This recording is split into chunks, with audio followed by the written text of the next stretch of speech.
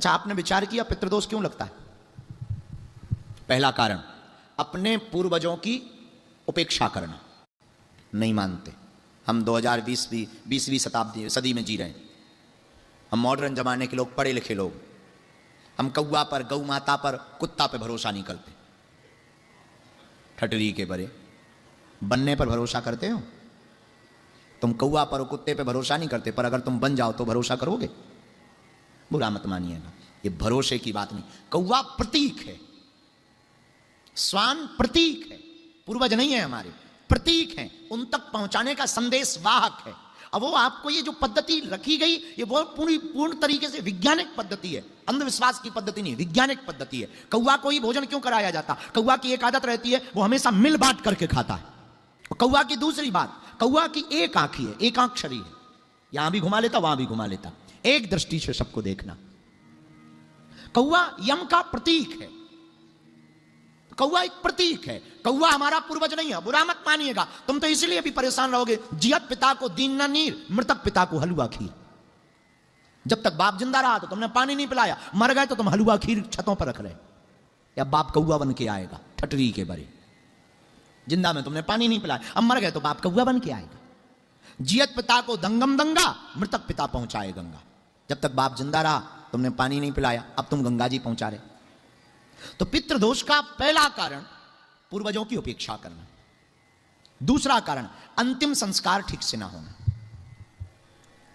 तीसरा कारण, श्राद्ध पक्ष का हास्य बनाना। केवल हम सनातनी ऐसे हैं जो अपने ही चीजों का मजाक बनाते हैं, और आपको ऐसी पोस्टें रोज मिलेंगी। अभी कृष्ण जन्माष्टमी आएगी, ऐसी ऐसी पोस्टें आपको मिलेंगी कि सुनकर अच्छा खुद ही शेयर करते हैं, महाडॉन आ रहे हैं। इसलिए हम लोग अपने श्राद्ध पक्ष की हंसी उड़ाते हैं। अभी आप मोबाइल पे खंगालिएगा, अरे ये तो पंडितों के पोंगापन, ठटरी के बारे। 20 रुपया की थाली में तेरे पूर्वज तर रहे हैं, वो कृपा कर रहे हैं, क्या कम है? इसमें भी तुझको पाखंड लग रहा है। कोई आचार्य ब्राह्मण अपना घर छोड़कर तुम्हारे घर पर भोजन प्रसाद पाने आएगा तो वो कुछ नहीं दे के जाएगा, तो अपना पुण्य कर्म तो तुम्हें दे के जाएगा। उस भोजन को पचाने के लिए भजन तो करेगा। और वैसे तो श्राद्ध पक्ष, आचार्यों का, किन आचार्यों पे हम किसी बात नहीं बोल सकते, पर हम एक बात बोलना चाह रहे हैं। हमने ऐसा अपने गुरु से सुना है, जो आचार्य श्राद्ध पक्ष का भोजन करता है, 13वीं करवाता है, खोरसी करवाता है, वह आचार्य गायत्री का उपासक होना चाहिए। और एक संख्या निर्धारित है, हम उतना तय नहीं बता सकते, कल बता देंगे, पर आज हम कह सकते हैं कि शायद 11,000 कुछ गायत्री जब जो ब्राह्मण करेगा, वही ब्राह्मण श्राद्ध पक्ष के भोजन को पचा पाएगा। ये तुम्हारे घर भोजन भी करने आए, 11,000 तुम्हारे लिए जो है गायत्री मंत्र भी पढ़ें और पोस्टों में बदनामी भी सहें, जय बजरंगबली की। बड़े मजेदार लोग, बुरा ना मानना, हम ब्राह्मणों के पक्ष में या विपक्ष में नहीं, हम जातिवाद के बिल्कुल भी पक्ष में नहीं हैं, हम सिर्फ हिंदुत्व के पक्ष में हैं। लेकिन हमारे पूर्वजों के जो संस्कार हैं उनको मानेंगे, बोलेंगे, उन पर खुद भी चलेंगे, और हम अपने मानने वाले लोगों से भी कहेंगे कि आप भी मानिए और खुलकर मानिए। जब प्यार किया तो डरना क्या।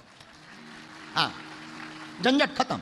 लोग क्या बोल रहे हैं ये उनका काम है, आप करो। तो पितृदोष लगने का पहला कारण पूर्वजों की उपेक्षा करना। दूसरा कारण, अंतिम संस्कार में सम्मिलित ना होना। शौक शान के इस समय में लोग आजकल भद्र होने से डरते। भद्र जानते हो? चिकमुंडी होना। ये देखो बैठे, बाल कटवाना, मुंडन करवाना, यह भी एक बहुत बड़ा दोष है। अगर हम पूर्वजों के कोई भी परिवार का ऐसा शांत हुआ और अगर मुंडन संस्कार नहीं करवाते हैं, दोष है, उसमें कोई संदेह नहीं।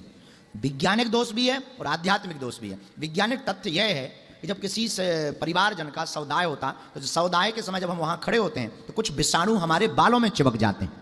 मुंडन करवाने से वो विषाणु दूर हो जाते हैं। वैज्ञानिक तथ्य ये।